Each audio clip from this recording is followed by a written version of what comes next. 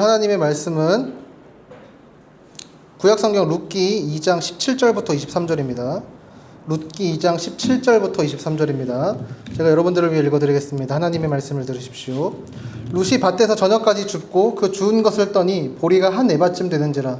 그것을 가지고 성읍에 들어가서 시어머니에게 그 주운 것을 보이고 그가 배불리 먹고 남긴 것을 내어 시어머니에게 드리매 시어머니가 그에게 이르되 오늘 어디서 주었느냐 어디서 일을 하였느냐 너를 돌본 자에게 복이 있기를 원하노라 하니 룻이 누구에게서 일했는지를 시어머니에게 알게 하여 이르되 오늘 일하게 한 사람의 이름은 보아스니이다 하는지라. 나오미가 자기 며느리에게 이르되 그가 여호와로부터 복받기를 원하노라. 그가 살아있는 자와 죽은 자에게 은혜 베풀기를 그치지 아니하였도다 하고 나오미가 또 그에게 이르되 그 사람은 우리와 가까우니 우리 기업을 물을 자 중에 하나이니라 하니라. 모압 여인 룻이 이르되 그가 내게 또 이르기를 내 추수를 다 마치기까지 너는 내 소년들에게 가까이 있으라 하더이다 하니 나오미가 며느리 룻에게 이르되 내 딸아 너는 그의 소녀들과 함께 나가고 다른 밭에서 사람을 만나지 아니하는 것이 좋으니라 하는지라. 이에 룻이 보아스의 소녀들에게 가까이 있어서 보리 추수와 밀 추수를 마치기까지 이삭을 주우며 그의 시어머니와 함께 거주하니라. 아멘. 지난주에 우리 이제 리빙처치에서 헤세드에 대해서 함께 살펴봤었죠. 우리 계속 했던 것처럼 헤세드는 그럼에도 불구하고의 사랑이에요. 내가 어떠하든지 내가 무엇을 했던지 간에 그럼에도 불구하고 사랑하는 사랑이 헤세드였죠. 그리고 이제 더 덧붙였던 것이 헤세드는 옆자리를 내어주는 사랑이었어요. 나오미에게 옆자리를 내어주는 룻의 사랑, 또 룻에게 옆자리를 내어주는 보아스의 사랑. 그리고 룻이 그렇게 사랑할 수 있도록 길을 열어주셨던 하나님의 사랑, 또 룻이 그 사랑을 받고 누릴 수 있도록 길을 열어주셨던 하나님의 사랑을 우리가 하나님의 섭리라고 또 불렀었죠. 지난주에 우리가 이 13절까지만 봤었는데 룻을 향한 헤세드가요, 보아스의 룻을 향한 헤세드가 사실 거기서 끝나지 않았어요. 14절에 보면 보아스가 룻을 식탁에 초대합니다. 14절에 보세요. 식사할 때 보아스가 룻에게 이르되 이리로 와서 떡을 먹으며 내 떡 조각을 초에 찍으라 하므로 룻이 곡식 빼는 자 곁에 앉으니 그가 볶은 곡식을 주매 룻이 배불리 먹고 남았더라. 이렇게 얘기해요. 신학자들은 식사 자리에 초대하는 것을요, 공동체로 초청하는 것이라고 말해요. 가족으로 받아들이는 것이라고 말해요. 옆자리를 내어주던 사랑이 이제 한 식탁에 앉히는 데까지 가는 거죠. 그죠? 그냥 옆에 같이 앉아주는 정도가 아니라 이제 자기 식구로 끼워주는 거예요. 근데 또 보아스 헤세드가 여기서 멈추지 않습니다. 룻이 다시 일어나서 이제 일하러 가니까 보아스가 자기 이제 하인들에게 이렇게 말해요. 곡식 단 사이에서도 줍고 핀잔 주지 말고 오히려 그 다발에서 보리를 일부러 뽑아서 흘려놓으래요. 그래서 그걸 룻이 줍게 하라는 거예요. 그러니까 룻은 다른 주우러 온 사람들과 다르게 보아스의 일꾼들 옆에 딱 붙어 있잖아요. 근데 그 일꾼들이 그걸 흘려주는 거예요. 이삭 줍기는 보통 그렇게 그냥 이렇게 묵다가 떨어진 거 몇 개 주워가는 건데 보아스는 멀쩡한 곡식을 일부러 흘려놓으라고 말해요. 레위기 19장에 보면 떨어진 것을 남겨두라 정도라고 했을 뿐인데 보아스는 어떻게 해요? 일부러 떨어뜨리기까지 합니다. 그러니까 율법이 요구하는 최소한을 넘어서는 헤세드를 지금 또 베풀고 있는 거죠. 그리고 이제 오늘 본문에 보면 그렇게 룻이 줍게 된 보리의 양이요, 한 에바라고 해요. 이게 대략 한 22리터 정도의 양인데, 이러면 약간 우리가 안 와닿잖아요. 근데 우리 보통 쌀을 쌀통에도 보관하지만 그 2리터짜리 물 페트병에다가 넣잖아요. 그게 11개 있는 거예요. 그래 어제 엄마한테 이렇게 물어봤어요. 그 2리터짜리 페트병에 담긴 쌀이 몇 인분 정도 하냐. 근데 이제 보통 교회에서 이렇게 밥하고 할 때 1리터를 10인분으로 잡는데 그럼 220인분인 거죠. 베들레헴으로 돌아올 때만 하더라도 겨우 하루 벌어먹고 살아도 다행이다 라고 생각했어야 될 나오미와 룻에게 기적 같은 일이 벌어진 거죠. 낑낑대면서도 신난 얼굴로 돌아오는 룻을 보면서 나오미가 화들짝 놀랐을 거예요. 룻이 몇 주는 거뜬히 먹을 보리와 또 룻이 보아스랑 같이 먹다가 남은 그 볶은 곡식과 그러니까 뭐 소스 같은 거겠죠. 이거를 또 막 가지고 돌아왔어요. 단 하루 만에 텅 비었던 나오미의 삶이 풍성하게 채워지고 있습니다. 하나님은 말 그대로 나오미를 충만하게 채워주세요. 한 끼 정도의 식사가 아니라, 또 보아스가 뭐라고 얘기했냐면 이 추수 기간이 끝날 때까지 여기 나와서 일을 하고 있어요. 추수 기간 내내 일할 수 있는 완벽한 계획과 곳곳에 숨어있는 위험으로부터 롯을 보호할 수 있는 방책까지 하나님이 마련해 주신 거죠. 그래서 미국의 목회자 폴 밀러는 이렇게 말합니다. 하나님은 애통하는 나오미에게 설교가 아니라 사랑으로 반응하신다. 하나님은 나오미에게 헤세드를 베푸신다. 그분의 사랑이 나오미의 비통함을 능가한다. 하나님은 우리가 1장에서도 봤던 것처럼 당신을 원망하고 애통해하던 나오미에게 책망과 설교가 아니라, 우리 보통 설교하면 이제 잔소리 같은 거죠. 그러니까 그게 아니라 조용히 깊은 사랑으로 반응하십니다. 여러분, 이것이 하나님의 당신의 백성을 대하시는 방식이에요. 하나님은 나오미에게 헤세드를 베푸세요. 분에 넘치도록 너그러운 사랑을 베푸십니다. 나오미의 모든 고통과 슬픔을 덮어버릴 만큼 사랑해 주십니다. 나오미가 룻에게 이제 이렇게 말해요. 20절에 보세요. 나오미가 자기 며느리에게 이르되 그가 여호와로부터 복받기를 원하노라.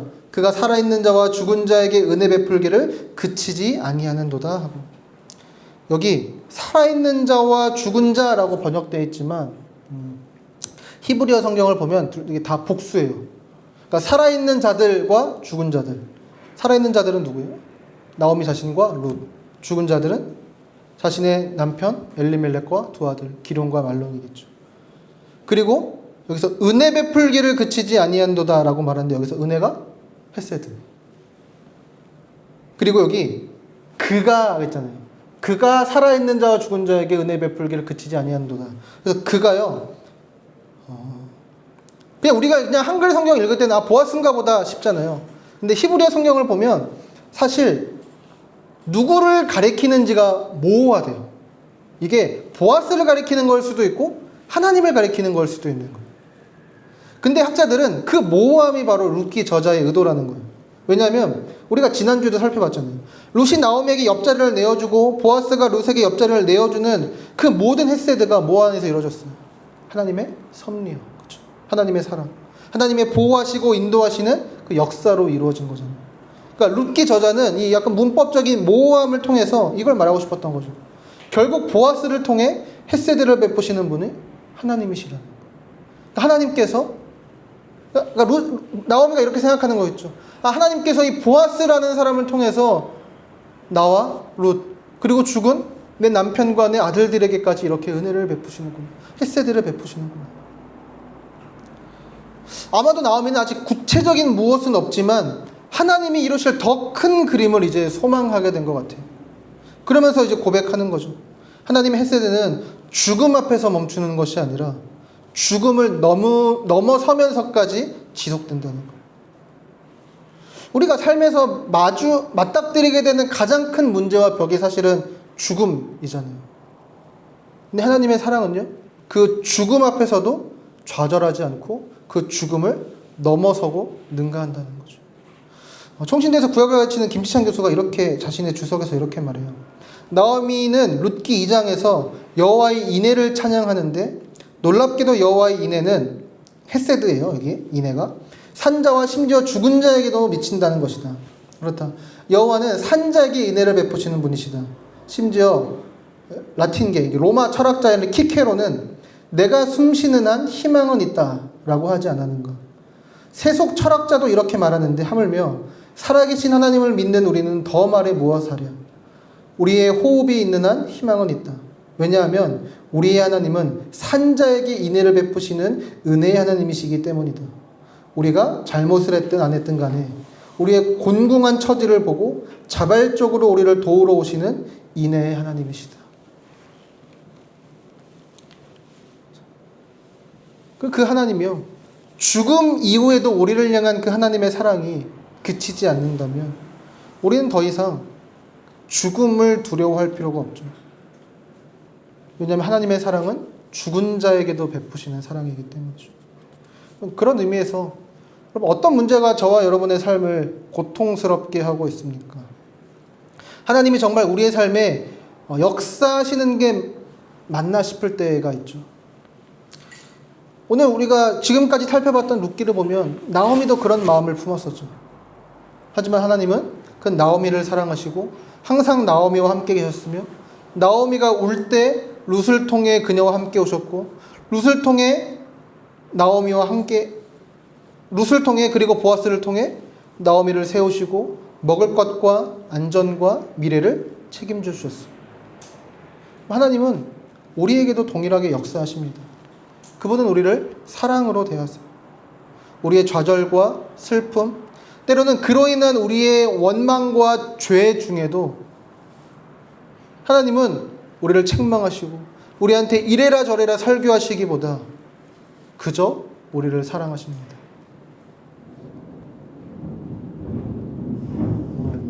난리네. 천둥. 자, 이따 부를 우리 찬양, 주님의 선하심, 후렴에 이런 가사가 있죠. 우리말로 이제 내 평생에 주의 선하심과 주의 인자하심, 정녕 나를 따르니 두려움 없도다. 이렇게 번역되어 있는데,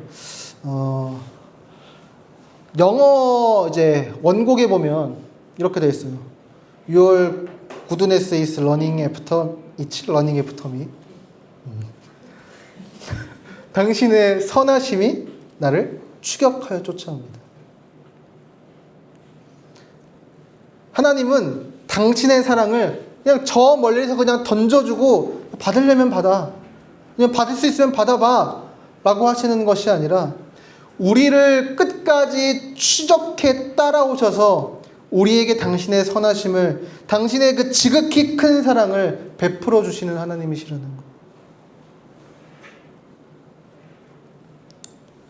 선하신 하나님은 우리 주변의 수많은 룻과 보아스를 통해 우리를 안아주시고 우리와 함께 오시며 우리를 채우시고 먹이시고 일으켜 주시는 하나님이십니다. 그 하나님이 저와 여러분 우리의 하나님이세요. 그리고 그 사랑은 결국 우리를 변화시킬 거예요. 우리가 1장만까지만 봤을 때 나오미 어땠어요? 하나님을 막 원망하잖아요. 그래서 삶의 의욕조차 없었잖아요. 그래서 나오미를 섬기기 위해 룻은 막 무릅쓰고 막 밭으로 나가는데 나오미 어떻게 해요? 그래 뭐 갔다 오든지 이러고 있었다는 거죠. 근데 보아스를 통한 하나님의 헷세대를 보자 나오미는 여호와의 이름으로 보아스를 축복하는 사람으로 변화돼요. 하나님은 나를 쓰게 만드시는 분이다 라고 말하던 사람이 이제 하나님의 이름으로 누군가를 축복해요. 그러니까 하나님을 향한 태도가 180도 달라졌어. 나오미는 자신을 마라라고 불렀지만 하나님은 나오미를 그렇게 대하지 않으셨죠. 우리의 환경이나 문제, 심지어는 우리 죄까지도 우리를 어떤 존재라고 규정하지 못합니다. 우리는 우리 자신의 절망에도 갇히지 않아요. 무한하신 하나님이 우리 삶에 직접 세세하게 관여하십니다.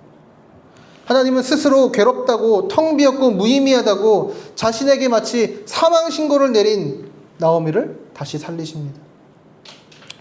그래서 이제 미국의 신학자인 토니 메리다는 자신의 주석에서 이 장면을 보면서 나오미의 개인적인 부흥이다라고 말하기까지 해요. 전능자를 향한 나오미의 시선이 회복되고 그 쓰라림이 감사로 바뀌어가고 있다는 거죠. 다윗도 시편에 보면 이렇게 노래했어요. 우리 같이 한번 읽어볼까요? 시편 30편 5절. 그의 노염은 잠깐이요 그의 은총은 평생이로다. 저녁에는 울음이 깃들일지라도 아침에는 기쁨이 오리로다. 11절 읽어봅시다. 주께서 나의 슬픔이 변하여 내게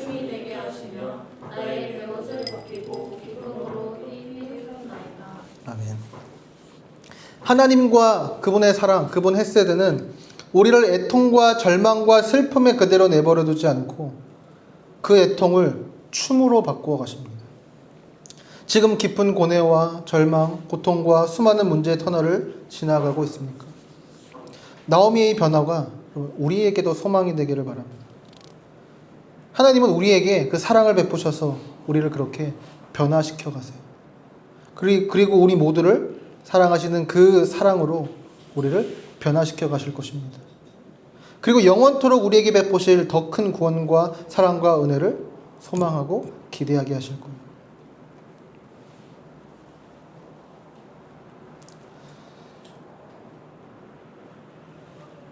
왜냐하면 하나님은 그저 먹을 것을 채우시는 것을 넘어서 더 큰 일을 계획하고 계셨기 때문이죠. 20절 후반절에 나오미가 이제 보아스에 대해서 이런 얘기를 해요. 그 사람은 우리와 가까우니 우리 기업물을 짜 중 하나이니라. 여기 이제 기업물을 짜라고 번역된 히브리어가 이제 고엘, 가알이란 단어인데 이게 이제 고엘이라는 명사에서 나왔어요.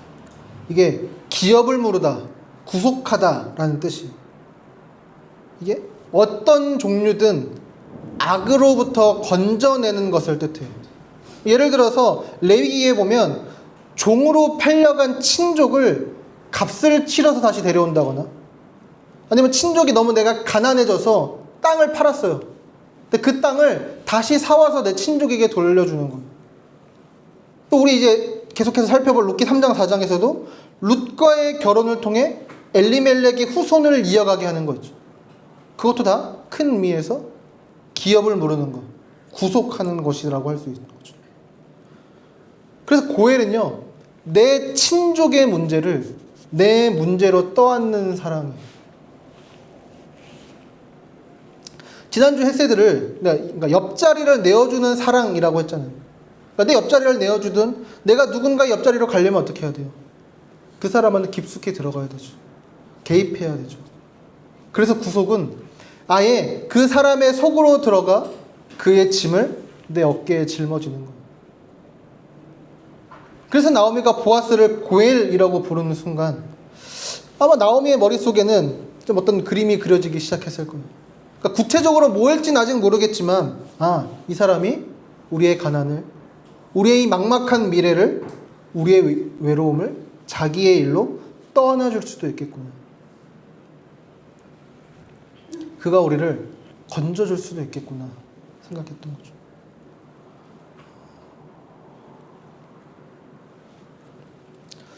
예전에 봤던 책 중에 너의 심장 소리라는 이제 책이 있어요. 이게 약간 에세이 같은 건데, 이 저자 이름이 김마리아인데, 이분이 이제 그 중국에서 이제 중의학을 전공하고 선교사 이제 남편분이랑 선교 활동을 하다가 제주도로 귀국해가지고 이제 선천성 심장병을 앓고 태어난 그레이스라는 아기를 이제 입양하고 양육하는 과정을 이제 그린 에세이예요. 이 첫 에피소드를 보면 이 그레이스를 입양하는 과정이 나오거든요. 이제 이 두 분이 딸을 입양하려고 생각은 하고 있었나 봐요. 근데 입양 담당자분이 이제 딸을 원하신다고요? 하면 두 명의 아기가 있었대요, 거기에. 근데 한 명은 얼굴이 예쁘지 않아서 입양이 안 된 아기. 또 한 아기는 이거 아픈 아기가 있어요. 그래도 보시겠냐. 그래서 두 아기를 만나러 갔는데 한 아기는 피부가 엄청 검고 이렇게 두상이 크고 이목구비가 이제 뭔가 조화롭지 않았대요. 그리고 또 다른 아기가 40일 된 아기였는데 심장에 문제가 있어서 그 갓난 아기 막 입술이 이제 시퍼랬대요. 이제 두 아기를 이제 부부가 번갈아 안으면서 두 아기를 위해서 기도하는데, 이 작가분 마음속에 이제 평소랑 좀 다른 느낌이 들면서 이제 말씀이 몇 가지가 떠올랐는데 이거였대요. 야고보서 5장 15절. 믿음의 기도는 병든 자를 구원하리니 주께서 그를 일으키시리라. 혹시 죄를 범하였을지라도 사하심을 받으리라. 하나님 아버지 앞에서 정결하고 더러움이 없는 경건은 곧 고아와 과부를 그 환난 중에도 돌보고 또 자기를 지켜 새 속에 물들지 아니하는 그것이라. 이같이 너희 빛이 사람 앞에 비치게 하여 그들로 너희 착한 행실을 보고 하늘에 계신 너희 아버지께 영광을 돌리게 하라. 그렇게 아기들을 만나고 오는데 남편 선교사님이 이렇게 얘기를 하셨대요. 그러니까 건강한 아기는 어느 가정에나 갈 수 있어요. 하지만 아픈 아기는 홀로 병원 생활을 하며 가장 부모가 필요한 시기를 놓치게 될 거예요. 그 아기에게는 지금 부모가 필요해요. 그 얘기를 듣는데 본인이 기도하면서 떠올랐던 말씀들, 병든 자들을 위한 마음, 고아를 돌보라는 마음, 착한 행위를 통해서 하나님께 영광을 돌리라는 이 말씀이 딱 이제 뭔가 연결이 됐다는 거죠. 그래서 이 두 부부가 이 그레이스를 입양하고, 그러니까 이제 선천적인 병이 있으니까 막 큰 수술도 하고 이제 작은 수술도 여러 번 반복했대요. 구속자가 된다는 게 뭐 이런 거지 않을까? 그 사람의 삶에 완전히 들어가서, 그러니까 흙탕물까지, 상처까지, 병원비까지, 그리고 수술까지, 그 모든 짐을 다 자기 것으로 떠안는 거죠. 근데 우리에게 이런 구속자가 어디 흔한가요? 이렇게 내 인생에 들어와서 내 짐을 다 떠안아주는 사람이, 우리 그런 사람을 만나기 쉽지 않죠. 사실 보아스도 자기가 가진 것의 일부를 내어준 거예요. 그리고 우리 곁에 롯도, 보아스도 결국은 한 사람일 뿐이죠. 그러니까 그냥 한 명의 또 다른 사람일 뿐인 거죠. 우리에게 정말 필요한 것은 내 인생 전체에 들어와서 내 모든 짐을, 그러니까 내 죄까지, 내 죽음까지 떠안아 줄 수 있는 진짜 구속자가 우리에게 필요한 거죠. 나오미는 오늘 보아스의 헤세드를 통해서 그러니까 자신의 삶에 들어온 구속자를 기대하고 희망하게 됐어요. 절망과 애통 속에 있던 나오미가 감사와 소망의 태도로 변화되게 되었어요. 보아스가 나오미와 룻에게 베푼 헤세드와 구속, 그리고 앞으로 행할 그 모든 일은 우리의 진정한 보아스를 우리에게 보여줍니다. 그러니까 우리에게는 소망을 뛰어넘어 실제 우리 삶에 들어오신 구속자, 진정한 보아스가 계세요. 요한복음 1장 14절은 말씀이 육신이 되어 우리 가운데 거하시매라고 말하죠. 여기서 거하시매는요, 장막을 치다라는 뜻이에요. 옛날 이스라엘 12지파가 한가운데 성막을 치고 그 안에 임재하셨던 하나님이 이제는 아예 우리와 똑같은 사람이 되셔서 우리 한복판에 장막을 치고 들어오신 거죠. 우리의 옆자리를 넘어서 우리의 삶 안으로 직접 들어오신 거예요. 왜요? 마태복음이 말하는 것처럼 우리를 죄에서 구원하시기 위해서. 보아스는 룻을 자기 밭에서 일하게 하고 먹이고 지켜주고 여러 위험에서 건져줬습니다. 헤세드로 룻을 구속했어요. 그런데 그 모든 것이 자기가 가진 것의 일부로 베푼 것이었습니다. 사실 룻기 4장에 가면 보아스보다 사실 더 가까운 친족이 등장해요. 그 사람이 처음에는 내가 구속하겠다라고 말해요. 근데 룻까지 떠안고, 나오미까지 떠나야 된다는 그 말을 듣고 이제 슬그머니 물러섭니다. 왜냐하면 자기가 감당해야 될 그 대가가 너무 컸기 때문이죠. 구속에는 언제나 대가가 따라요. 보아스는 기꺼이 그 값을 치르려고 했습니다. 그런데 그 보아스조차도 결국 자기 것의 일부로 치른 거예요. 근데 우리의 진짜 보아스이신 그리스도는 자기 것의 전부를 내려놓으셨습니다. 그는 근본 하나님의 본체시나 오히려 자기를 비워 종의 형체를 가지사 자기를 낮추시고 죽기까지 복종하셨으니 곧 십자가의 죽으심이라. 바울은 이렇게 말하죠. 우리에게는요, 스스로 도저히 갚을 수 없는 빚이 있었어요. 죄의 빚이죠. 우리가 마땅히 치러야 될 그 빚을 그리스도께서 대신 다 갚으셨습니다. 우리를 위해 십자가에서 죽으심으로. 베드로 사도가 말한 것처럼 우리는 금이나 금 같은 것으로 구속받은 것이 아니라 우리의 행위나 우리가 치른 어떤 공로나 우리의 무언가로 우리가 구속받은 것이 아니라 흠없고 점없는 어린 양 같은 그리스도의 보배로운 피로 우리는 구속받았습니다. 그럼 빚을 대신 갚는다는 것은 그 빚이 고스란히 다 그분의 것이 된다는 뜻이에요. 보아스가 룻의 가난과 위험을 자기 것으로 떠안았듯이 그리스도께서 우리의 죄를, 우리가 받아야 될 심판을 자기의 것으로 떠안으셨습니다. 그것도 일부가 아니라 전부를. 우리의 죄와 그 죄로 인해 받아야 될 형벌이 다 그분에게로 가고, 그분의 하나님께 마땅히 받아야 될 사랑과 소망과 영광은 다 우리에게로 건너왔어요. 죄가 없으신 분이 우리의 빚을 다 떠안으셨기에 빚밖에 없던 우리가 그분의 깨끗함을 입게 된 것입니다. 우리 삶에 들어온 구속자는 그냥 우리 옆에 서 계신 것 정도가 아니라 우리가 달려 있어야 될 십자가에 우리 대신 달려주신 거죠. 이보다 더 깊이 우리 삶에 들어올 수 있는 사랑이 있을까요? 그렇기 때문에 바울이 이렇게 말합니다. 우리 같이 한번 읽어볼까요? 자기 아들을 아끼지 아니하시고 우리 모든 사람을 위하여 내주시니가 어찌 그 아들과 함께 모든 것을 우리에게 주시지 아니하겠느냐. 우리를 향한 하나님의 사랑이 어느 정도인지 의심이 들 때 우리는 십자가를 보면 돼요. 하나님께서 우리를 위해 가장 귀하고 아까운 것, 곧 당신의 아들마저 아끼지 않으셨다면 그분이 우리에게 베풀기를 아까워하실 것이 이제 무엇이 남아있겠습니까? 우리의 가장 큰 빚을 그 값으로 다 갚아주신 분이 우리의 남은 작은 문제들을 외면하실 리 없다는 거죠. 이것이 우리 삶에 들어오신 진짜 구속자의 사랑입니다. 그런데 그분이 왜 그렇게까지 하셨습니까? 그저 우리의 빚만 갚아주시려고 그런 것이 아니죠. 예수님은 우리를 그분의 가족으로, 그분의 형제로, 그분의 공동체로 삼으시려는 거예요.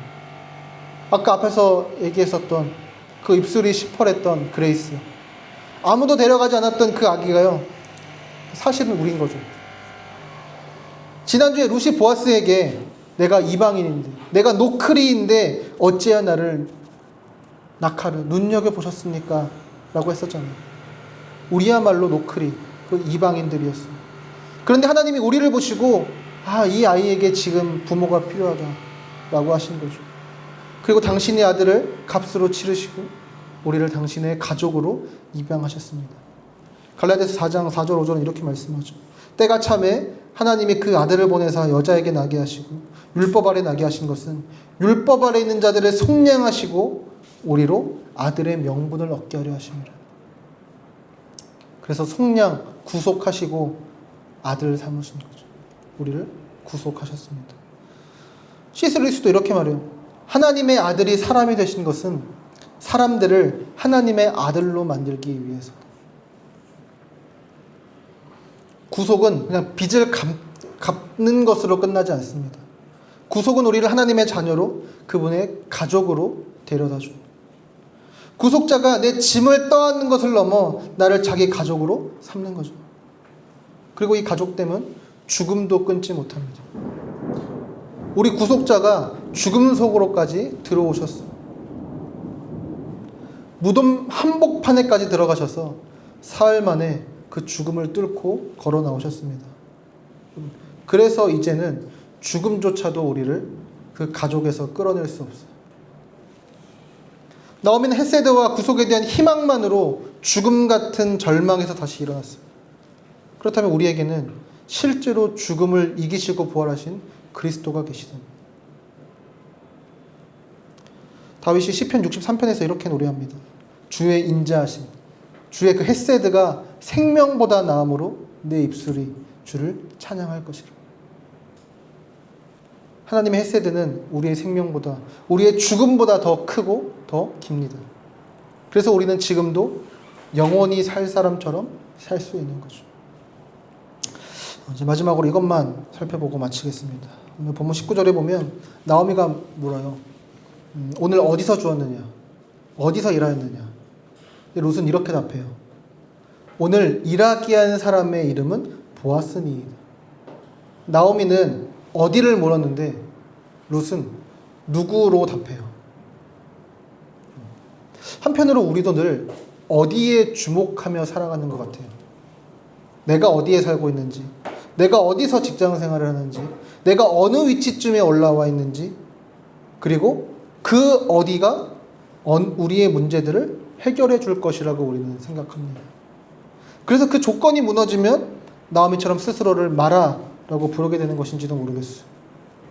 그런데 정말 우리에게 중요한 것은 어디보다 누구인 것 같아요. 우리가 그렇잖아요. 사랑하는 사람들과 함께 있을 때 어디에 있느냐보다 누구와 함께 있느냐를 통해서 우리가 더 큰 기쁨을 누리듯이 룻과 나오미의 텅 빈 하루를 충만하게 채운 것이 보아스 한 사람이었다면 우리의 텅 빈 인생을 채우시는 분인 우리의 진정한 보아스, 우리 삶에 들어오신 우리의 진정한 구속자 예수 그리스도신 거죠. 우리의 소망은 우리가 처한 형편이 좋아지는 데 있지 않습니다. 우리의 소망은 그 모든 형편 한복판에 우리와 함께 계신 그분께 있습니다.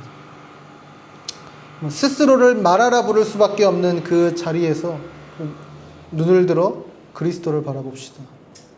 우리가 슬픔과 절망 가운데 있을 때 우리에게 오셔서 우리의 짐을 대신 지시고 우리를 가족으로 삼으신 그분을 바라봅시다. 그분이 진정한 우리의 회복자가 되어주실 것입니다. 그리고 우리의 진정한 소망이 되어주실 것입니다.